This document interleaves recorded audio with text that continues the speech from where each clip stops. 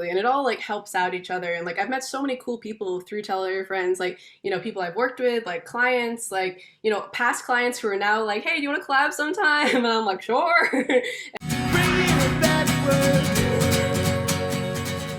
Hi, How's it going? I'm doing well. How are you?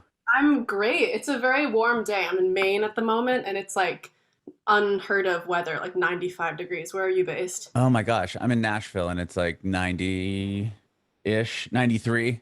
Yeah, it's brutal out here. Honestly, I don't know. I don't know how to even like do anything today. But Uh, yeah, it's is it humid in Maine? yeah, we're right on the Okay. water, so I'm visiting family. Where my family's from is in Maine. And it's very humid and sticky. And I think it's been pretty nice all summer. And then like the one week I came home, it's like just It's been bad. yeah, it's been rough out here.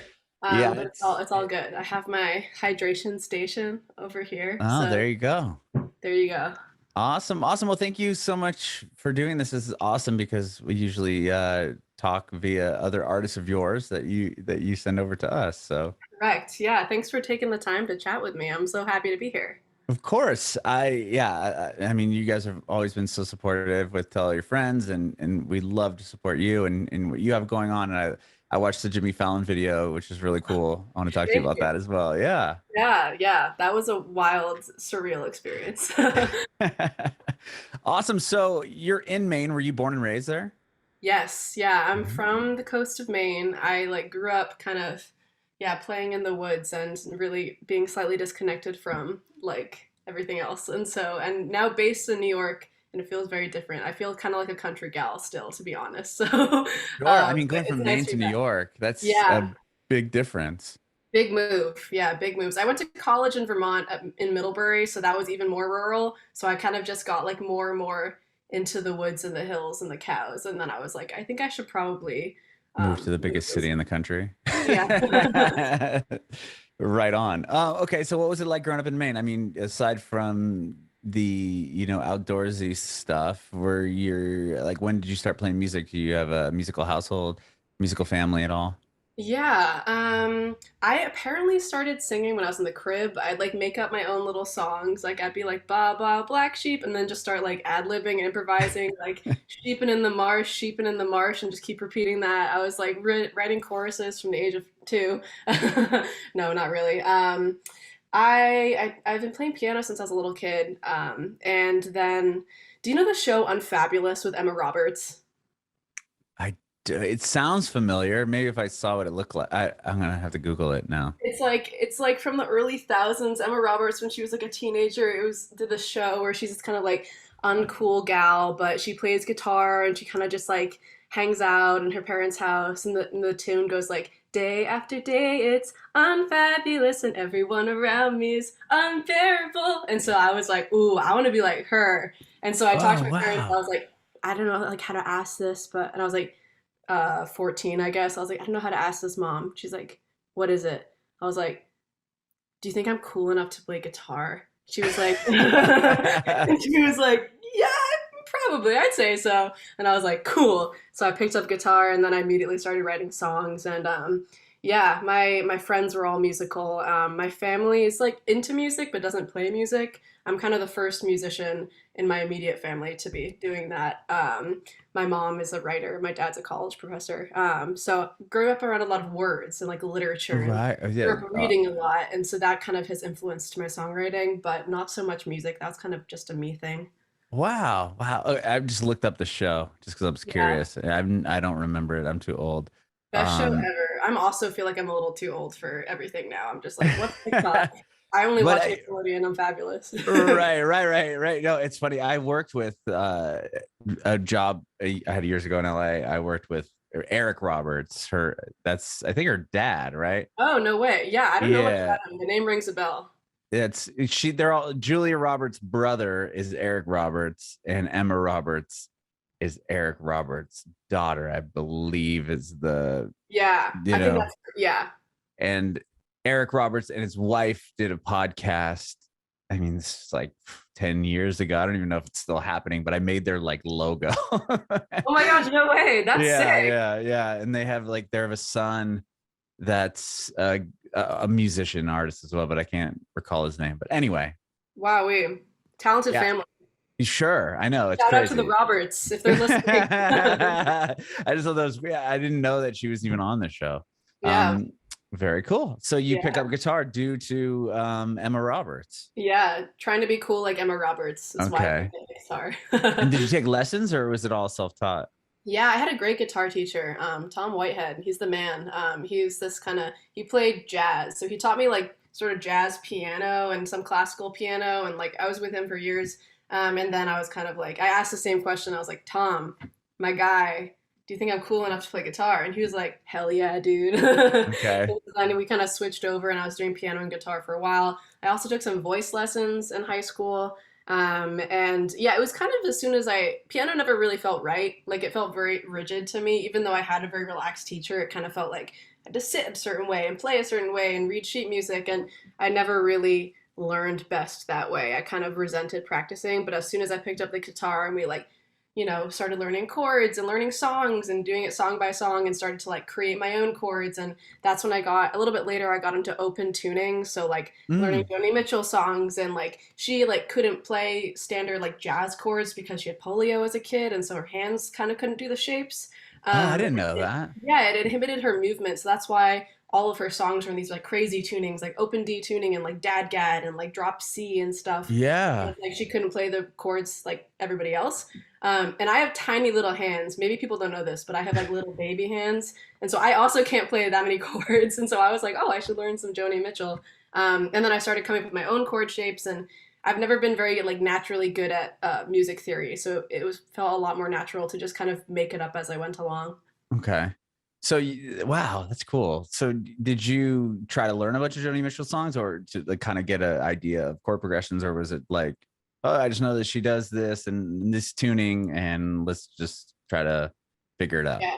Yeah, I mean, I like started on both sides now, and I think that just opened so many doors because that's an open D tuning, and so it's just Hmm. like I love how the chords just like ring out and are so beautiful and so Yeah. beautiful. And she just plays one chord and it's just a D, and or maybe it's capoed, but it's just like a single chord and it sounds so full. And I just started kind of riffing on that and moving the shapes around and kind of just playing like a little kid again, and just had that sort of childlike wonder when it came to playing guitar, which I think was lost when I did more rigid, formal, like reading the sheet music. Hmm.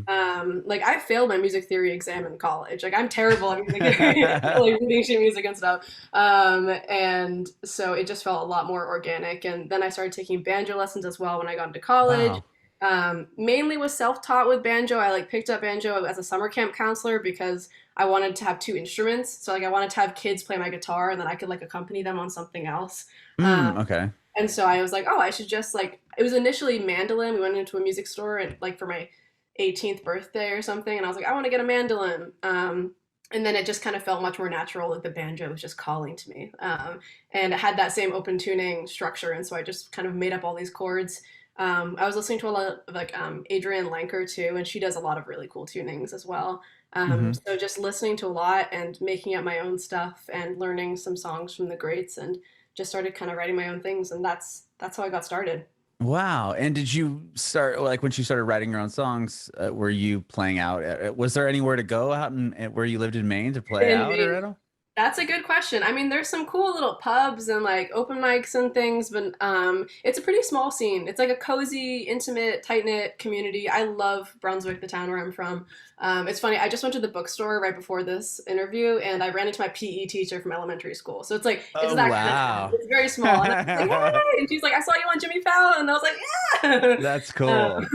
And so yeah, it's a very small town. There's not a whole lot going on. But my first album I actually recorded because I went to an open mic, this like Irish pub open mic, and I was the only person like under the age of like 60 there. And I was like playing my songs on banjo and stuff, and people were like, "Okay, we like this. All right, she can hang." And then one person, Judd, came up to me afterwards, and he's the guy running the open mic, and he's under 60. Like he's I guess the other exception. And Just he was you and like, Judd are the only two people under 60. I know, for real. It was Okay. probably like 10 people there too. It's a pretty low key night. And he was like, "Oh, I love your stuff. If you ever want to record, like let me know." And that's kind of I never really thought about doing music as a career per se. Like I never even thought about recording. I was like just sort of dawdling along, and I was writing all the time. Hmm. And I didn't really have an outlet for recording it or doing many gigs. And so I just basically every time I came back from college would record like one song with him, and we like did this whole thing for about a year because I didn't have a whole lot of time. I had all this material, but I was sort of sifting through it all, and a lot of it felt like I outgrew it because I wrote it when I was younger. Hmm. Um, and then eventually we kind of cobbled together this album, which was my first album, Crooked Heart, that came out in 2019. Hmm. Um, and it felt like this really exciting like monument because I had spent so long like writing all these songs and I never really had an outlet. And then I recorded this with him, and it's super simple, like kind of only two instruments on the whole thing, like three maybe: guitar, banjo, and cello. Mm. We got this amazing cellist to play on it, and it's for sort of bluegrassy like cello fiddle I feel. love the cello. I think it's Yeah, such a beautiful instrument. Yeah. such a beautiful instrument. I think it's my favorite instrument. If I was going to learn another instrument, I think it would be cello. Yeah, that's my wife. She loves like all the like violin, cello, those type of stringed instruments. Oh yeah, is she also a musician? No, Is it but good? Yeah, just a number loves one the cello yeah, fan. yeah, she just likes the sound of it.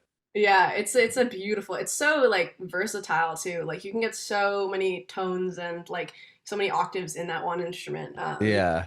And like layering it on top of each other, like a three-part cello harmony is like Yeah, amazing. yeah, yeah, for sure, Um, for sure. but yeah, that's essentially that's what the Maine scene is like. There's like a few people, and Judd Caswell is like a pretty big deal in Brunswick. He's like he runs the open mics and he like plays at the farmers market, and like he's just like the main guy, and he like plays all these amazing different instruments, and he's so lovely. So he really like kind of gave me some confidence to be like, okay, I can do this. I can record. I'm like a real artist. I can hire session musicians. Yeah, like let's do this. Hmm. And so, you know, if it weren't for being in Brunswick, Maine, I wouldn't have met that person and I wouldn't have made my first album. So that was really influential. But getting to New York was just a whole other can of worms, honestly. Yeah, yeah. So, I mean, you obviously work in PR, in music and Yes. PR, but was that a path that you wanted to do just to be involved in the industry while you were pursuing a music career, or and then how do you eventually get to New York? Like you said, you went to college in another rural area. Yeah. So, what did you go to school for? I went to school for English, actually. So Hmm. I did Okay. like English and kind of philosophy. I almost got a philosophy minor, but I didn't want to do logic, the class. I was like, Not that the just, program, just yeah, logic in no. general. Just logic in general. No, I hate logic. I'm an artist. No, but I did English at Middlebury College and I loved it. I also got involved in the open mic scene there. I was running the open mic with some of my friends, and that was like a big scene where like all the kind of like singer-songwriters and bands would try out new stuff, and like it was such a warm, lovely, happy vibe. It kind of felt like I was sort of by my senior year at least, and I've been doing it for 4 years and going to this open mic every single week. I was like kind of big fish in a small pond. Like people generally knew Hmm. who I was. They're like, "Oh, you're a good musician." Like, and I had a friend kind of approach me and was like, "Oh, do you want to do this seriously? Like, so are you gonna do it?" It was almost more of an assumption. He was like, "Oh, so you're doing this professionally after college, right?" And I was like, "Oh, I don't know, like maybe." Right, and right. um, and I think that was the benefit of going to a small school, honestly. Like there was a small pool of musicians who took it really seriously, and it was a really lovely, like supportive community. It didn't feel competitive like at all. It really felt like I was doing my thing. I was doing my banjo thing, my folk thing, like writing my personal kind of confessional songs, and people would like listen and cry in the audience and stuff, and everybody would like give me hugs afterwards. It was very lovely.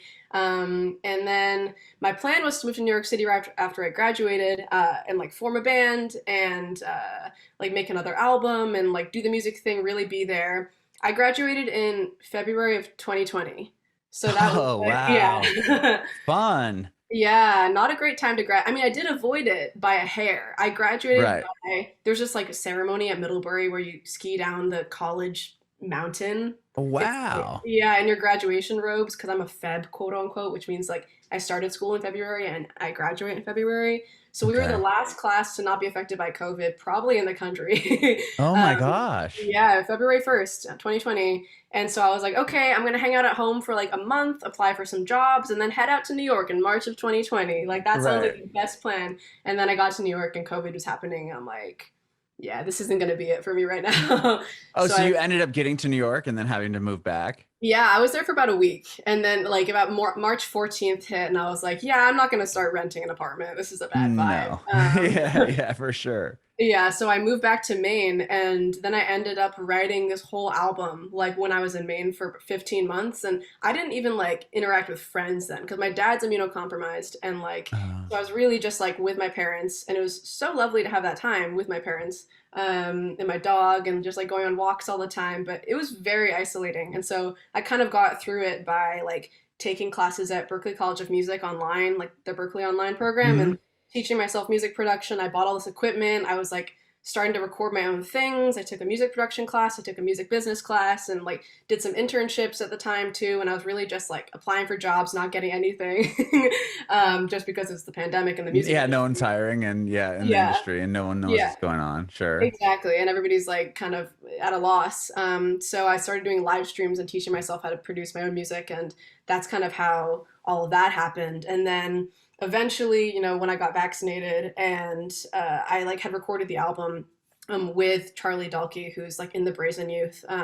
So I met him kind of through a friend online and we recorded it in like March of 2021. And I just felt so eager to get to New York. And so that is when the album was done, I was like, okay, and I was vaccinated. I was like, okay, I'm ready now. And I moved, formed my band, and I've been playing shows there. And like that's when the Tell All Your Friends job also happened. Like was around then, and it's just felt so right and so lovely to be in that space where everything's happening. That is so cool. That is so cool. So you do obviously with the PR stuff with Tell All Your Friends, Yeah, and then your own stuff, your own artist project. That's so yeah. rad. Thank you. It's cool. I really enjoy being kind of on both sides of it. Like, people always told me that you shouldn't work in the music industry and be an artist, like, kind of from both sides. Like, I heard artists tell me, oh man, you don't want to work in the music industry and do your own art. It's gonna, like, disillusion you or whatever. And, like, I haven't found that at all. Like, I almost get more excited because, like, I'm working with artists and mainly independent artists and, like, these really small teams who are so excited to put music out and just grateful to get press in the first place and it Hmm. just feels like I'm helping other people out who are like in a similar position to me. So it almost feels like affirming and like life affirming that you can be an artist and like have a team and it's just positive and yeah, you don't have to be like Billie Eilish to get press, like Right. people, yeah, smaller artists matter too. And so that was really lovely. And then I also have people in the industry being like, never tell somebody in the industry that you're a musician because you're just going to get fired. Like, like they don't want artists working in the music industry because you're just like looking out for yourself. But that's also not true. Like everybody at Tell Your Friends like has done some kind of music. Like everybody who I've worked with is like very much on both sides of it who kind of encourage that too. So it kind of feeds into each other and dovetails really nicely. Yeah, I was gonna say I could see that what other people have told you though, where it's like, if you work in the industry and they find out you're a musician, they might think that you're just trying to push your own, brand or product or whatever. I came Mhm. from radio, and it was a very similar world where if you tried to branch out and do something else, like this podcast that I made them sign over all the rights to because it was my thing and they didn't want any part of it. But they'll come, they could go and be like, well, you're using our platform to attract people. But it's like, Yeah. well, yeah, that's a whole thing discussion that it just really irritates me because a buddy of mine just recently went through that with a company and them trying to say that he owes them something because their platform he's who he is. But I'm like, yeah, anyway.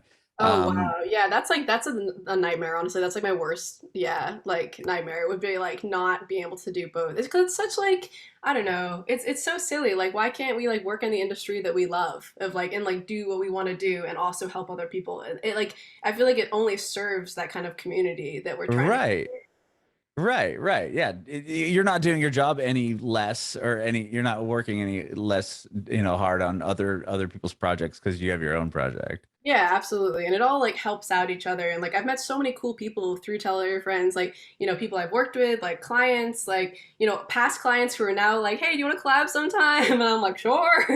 And That's like, cool. yeah, and just like, like people who are working on the press side of things and the radio and the podcasting side of things, like y'all are doing amazing work and it's so cool to see like those collaborations happen with like my clients and like my friends and like I don't know, it just there's so many amazing people in the industry and like I thought that it would be full of like sharks and like I don't know, everybody's out to get you and it's competitive, Right.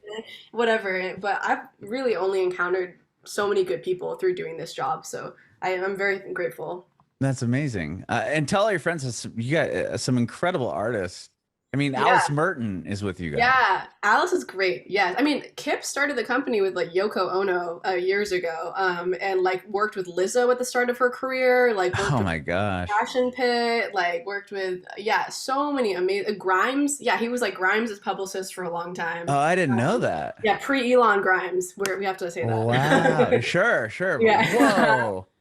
That's uh, crazy. I Yeah. know, pretty wild. Um, yeah. I mean, Alice is one of my favorite people to chat with. I interviewed her before the pandemic in person, and she wasn't with Tell All Your Friends at that point. She was with a different PR company. And then when I saw that you guys were representing her now, I was like, oh my gosh, I'd love to, grab her Yeah, again. So she's that's so so cool. talented.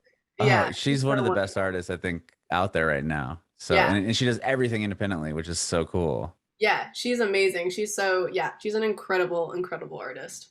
Yeah. Wow. So, okay. So you have an album that you wrote for 15 months living at home in Yes. Maine. Yes. Lavender is the first song that you put Yeah. out from the record. Yes. I mean, technically, Adrienne was the first song that I put out that's going to be on the record. I haven't like talked about the record publicly until now, really. But yeah, Well, you Adrienne, haven't even announced it, right? I mean, as yeah, far at as this this moment, conversation goes. yeah, when we're in this, like as we're talking now, I have not announced it yet. In August 2nd is when I'm releasing Lavender, the title track, and then also announcing the album and also announcing the label deal. And so it's just like a lot going on, and it's really exciting because I've been sitting on this, yeah, for over a year now. Like all these songs were written pre like February of 2021. So it's been like a year and a half of sitting on these things, and I really just wanted to put it out right. Like I wanted to find a team to put it out. I wanted to find the right people to represent it. And so I kind of just spent a long time. Like I put out Adrienne, got some Hmm. press around Adrienne in the fall. Hmm. Kind of randomly ended up on NPR at one point in this like article, and then very randomly ended up on Jimmy Fallon after that, and then like was pitching labels, and then found Better Company, which is a small indie label that's distributed through The Orchard, who Yeah, I put which is the record huge. out on. Yeah. Yeah, they're awesome. I love Better Company. I like, could not think of a better home for the album. So it's just exciting to be able to share that finally, you know?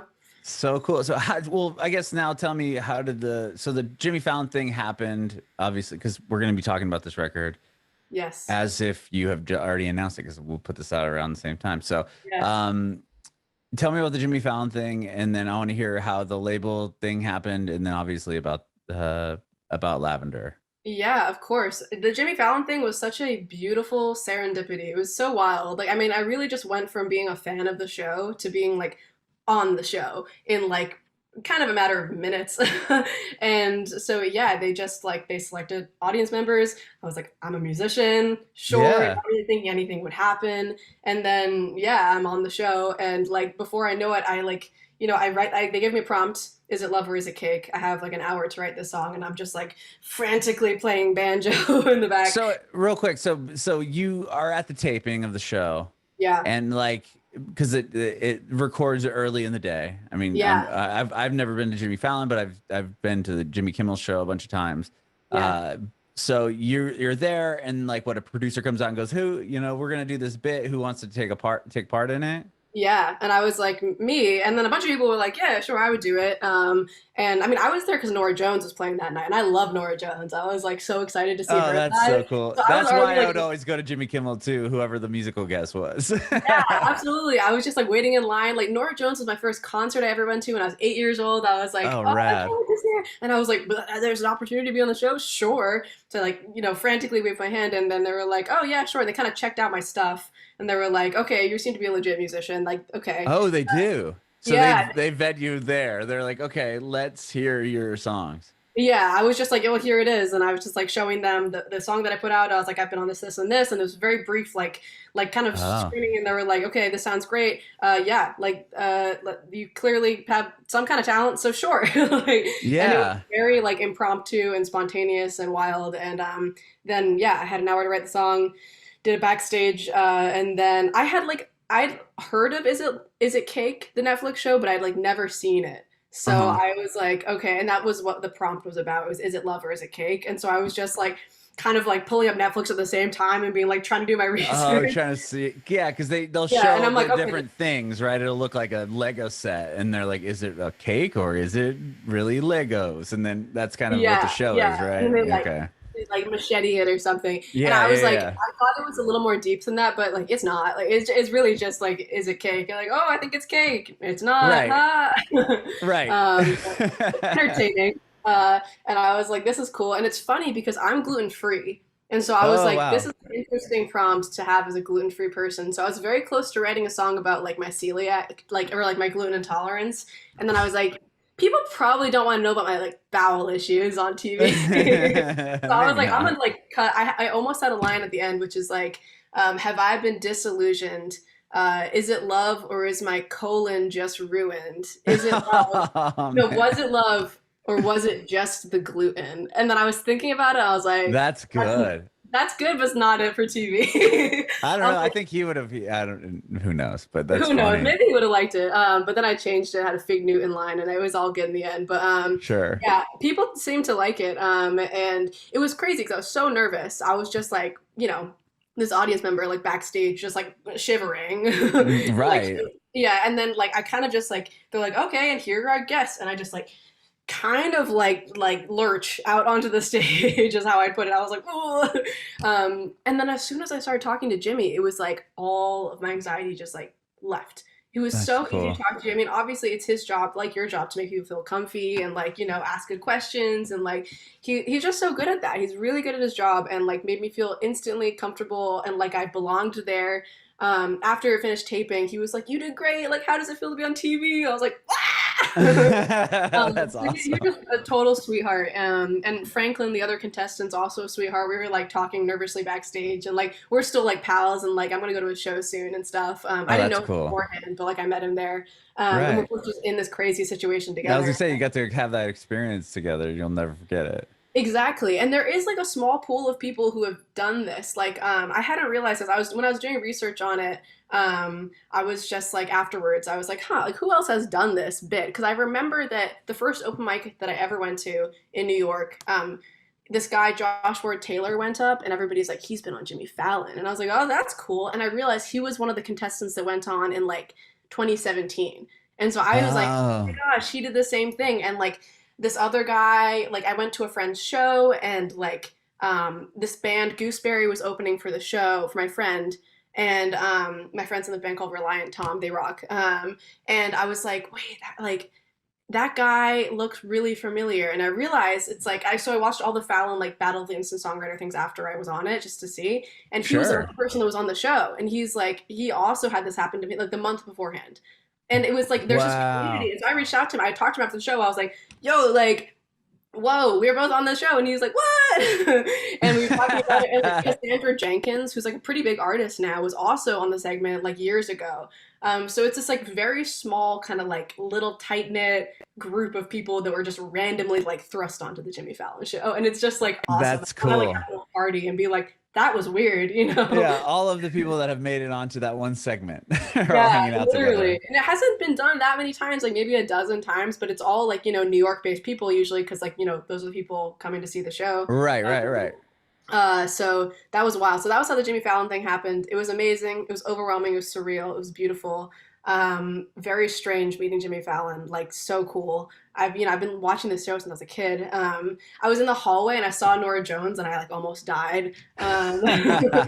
Did you get to Uh, meet her or just you just saw her from a distance? She kind of, and I don't want to, I may have made this up in my head, but I swear to God, when I was like leaving the stage, so like when right before the filming happened, we like went on for sound check. Hmm. And then I was leaving sound check and I actually messed up the sound check. I like forgot my lines because I just wrote the song. I kind of forgot all of it. And I was like, oh my God, I hope that doesn't happen on live TV. So I was a little rattled and I was leaving the stage and I had my banjo with me and my little outfit. And then this beautiful woman walks down the hallway who's like kind of short, little bob, and I was like, "That's Nora Jones." And she looked at me, she clocked my banjo, kind of gave me a one like an up and down, and gave me like a little nod of approval. And I'm like, oh Wow. my God, That's Nora. cool. And I'm like, I think I don't know if she heard the dress rehearsal. I don't know if she was just into the banjo. I don't know if she even like, maybe she was looking at somebody over my shoulder. But I was like, I No, she think was probably this, like, "That's so cool that you're here and you have a banjo." Like, yeah. not a lot of people go up with a banjo. Yeah, exactly. It was kind of like they were like, "What instrument do you want to play?" And I'm like, I was like guitar, banjo, and in my head I was like, "Do you have a banjo? Like, I'll play banjo." Yeah. And so I did, and that was wild. And yeah, so that was the whole thing about Jimmy Fallon. And then yeah, I don't know what was crazy, that happening or like the aftermath, because everybody was like, Jimmy Fallon, and I was like, yeah. Yeah, that's Um, I'm sure you're getting a million calls like, "Oh, I saw you on Jimmy Fallon." Like, that's so Yeah, like what crazy. I loved is like the stories of people that didn't see it on social media. They just like were watching TV that night and like just were like my dad has a colleague who was like falling asleep at the TV and then heard like, and it's Gemma Laurence, and she's like, what? What? Yeah. And she saw it and she like texted my dad being like, I think your daughter's on TV. He's like, what? That's cool. Yeah, and so yeah, those were wild. And then so that happened, label stuff. I've been pitching labels for a while. I was like happy to put this out independently, but it'd just be really cool to have like an independent like label that I'm into support it. So I like pitched a few places, and Better Company was like really high up on the list. I was like been a fan of theirs for a while. It's a very new label. They've been around since like 2020. My friend Will Orchard, who also plays on the album, he's like insanely talented singer-songwriter, guitarist, bassist, multi-instrumentalist, booking agent too, actually. He is on the label, and he like was like, oh, you should reach out to like Alan at Better Company, they rock. And I was like, yeah. And so like I've been following them on Instagram for a while and sort of watching them grow. They started out with like two artists. And they worked with like Daisy the Great and like Teo and the Get Down, and Hmm. oh, who were some other ones like Wise Blood, and Sorcha Richardson, all these artists like kind of folk rock artists that I've been in love with for a long time. So I pitched them kind of shot in the dark, and yeah, and then they got back to me and they're just like, oh my god, yeah, we love this. Like, let's hop on a call. And then I was chatting with them, and it was like, I mean, Alan is such a sweetheart. I'm such a big fan of Alan, and CN is now on the label too, on the team who gets people on board and does the business Hmm. side of things. And yeah, so Alan's in this band called San Fermin, and they're awesome. I've been a fan of them for a long time too, and it was just this instant kind of like, okay, let's be friends. Like this is such a Hmm. vibe. Like you're so cool, you're so chill. Like you really care about the artists too. Like they're not in this to make like big bucks off of these artists. They're in this because they like love the art and they're really into like supporting these independent artists, and they got a platform to do it, and so they're doing that. And it's so cool what they're doing, and I'm such a big fan of their roster. And then it just kind of worked out like really well. Like they were like looking to get a couple more people on their roster, and I was looking for a smaller label, and they distribute through the Orchard, which is like awesome. Yeah, huge. Yeah, and so I was just incredibly, I was over the moon. Like it's always been my dream to like, I mean, let alone TV. I like never thought I'd be on TV or on podcasts, but I was like, oh, it'd be so cool to get like an indie label deal at some point in my Hmm. career, maybe when I'm like 30 or something. And maybe like here I am, and I guess I'm just excited to put out the record, you know? So cool. That is so cool. And the single is Lavender. Tell me about that song. Yes, Lavender is a song I initially wrote on banjo, one of those, and I wrote it for my best friend when she was coming out as trans, and it's kind of this love song for my best friend, also just a general anthem like for queerness and for transness. I feel like there's so many amazing queer and trans artists out there like now, like it's becoming more, there's more of a platform now, but it's, for a long time, like the industry was so like straight washed, like everything was just very like all the love songs were I don't know, very like heteronormative and very cis. And I just wanted to write a song that's like a very just platonic love song celebrating my friend, her transition, but also honoring the challenges in that, and how difficult it is to like be a queer woman, to be a trans woman, to come out into this world and be like, this is who I am. She's also an Hmm. artist, she's on the album. And so, yeah, it's just a song about her, and just an anthem for that community as well. And yeah, I wrote the song. I sent it to her in like an iPhone demo over the pandemic, and she was like, "I'm crying." Oh, And that's cool. yeah, it was really meaningful. And yeah, so it's really special. And the whole album is titled after that. And more largely, I think like this album is very like queer. Like I'm exploring and talking about my queerness a lot more in this, and my like different expressions and different types of queerness and like femininity and what that looks like. So each song kind of functions as a bit of a vignette and like a different story about a different person or like in my life, people that I've been in love with in the past, people that I've like best friends of mine who are coming out, and like people that I've known for one day. And each of them is kind of this different little queer love story. Hmm. And yeah, this is just one of them. And it's an incredibly meaningful song for me. And it was really fun. It like started out as a banjo song, and as soon as we got to the studio with Charlie and Micah, who's on drums, they're both in the band, the Brazen Youth. It was like we were playing it, we are trying to do it as a folk song, like a bluegrassy thing, which is what I'm comfortable with.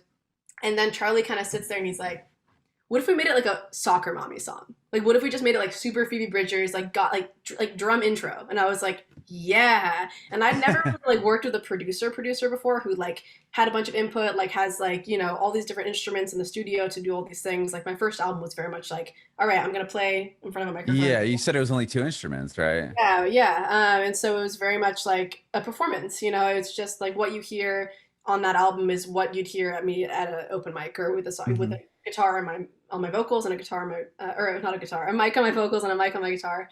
Hmm. And this one was like we tracked drums and like bass and guitar and banjo and all these different layers of harmonies.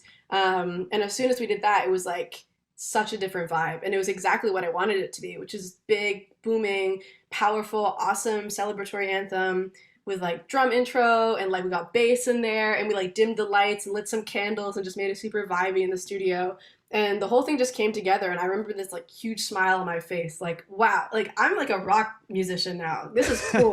Like this is what I wanted to do for a long time and I didn't know how. And Charlie just did like such a great job of like helping sort of rewrite the arrangement. And yeah, it was really really awesome. So I'm really excited to share that one, and for people to hear it.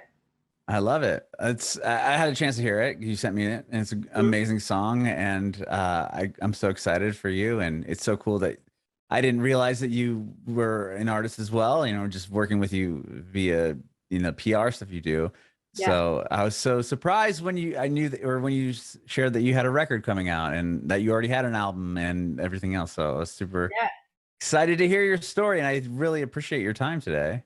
yeah. Of course. Thank you so much for taking the time to chat. It's like it's so fun, like having these opportunities, and like yeah, it's like a pleasure. Obviously, working with you as a publicist with my artists, and like you've been done such amazing podcasts and interviews with like all the people that I've sent towards you, and I'm just like, Thank you. oh, hit him up and see if he wants to do something. Yeah, of So much. course, of course. Well, I'm really I glad you like the appreciate. song. I'm sorry. I said, oh, I'm just really glad you like the Oh song. yeah, it's a Yeah. great record. I think it's awesome, and so that's so awesome. Like aside from the Jimmy Fallon thing, but just getting the label and having your record come out and all these cool things that are happening. Like congratulations, it's so awesome. Thank you so much. I really appreciate it. And yeah, I really appreciate you taking the time to chat. It's Y- been lovely. Yes, I do have one more quick question. I want to know Yes. if you have any advice for aspiring artists. Ooh, that's a really good question. I would say don't assume things are going to happen right off the bat, because it takes a lot of time. And the best advice I ever got was like, keep doing it. Like, just keep doing it. And even if you don't see quote unquote results, if you don't see the Spotify streams, like those things like don't really mean much anyways. Like at the end of the day, like you're here because you love music, you love doing it. And so just keep doing it. And like the people will find it, and like, especially if you keep working at it, you treat it like, your passion, but also equally like you take it seriously as well. Like, I think the best advice was keep doing it, and also to yeah treat it like a business as well. Like take it seriously. If it doesn't have to just be a hobby for you, it can be something you take really seriously. It can be something that you wait to meet the right people to put it out with you. You keep working, you keep doing shows. Like just get yourself out there, keep playing shows, keep writing music, keep performing it in front of people to kind of gauge their responses. And if you don't see the metrics go up, like just be patient and keep doing it. Reach out to people, network. Like don't be afraid to network. Like go on LinkedIn, like go to shows, like chat with people, get people's numbers, like show up to other people's shows as well. Like it's all about creating a community around your artistry and your music, and a huge part of that is showing up for other people too. And I just think that's so important. Like just as somebody who wants to support other people and also grow as an artist myself, it's just been really, really important for my growth to like, you know, see what other people are doing, like keep up to date with like other similar artists or artists that I look up to, and like how they got to where they are now, and just yeah, showing up for yourself and for your music, taking it seriously, keep going, and to yeah, show up for other artists too. I think that's just as important. Bringing it backward.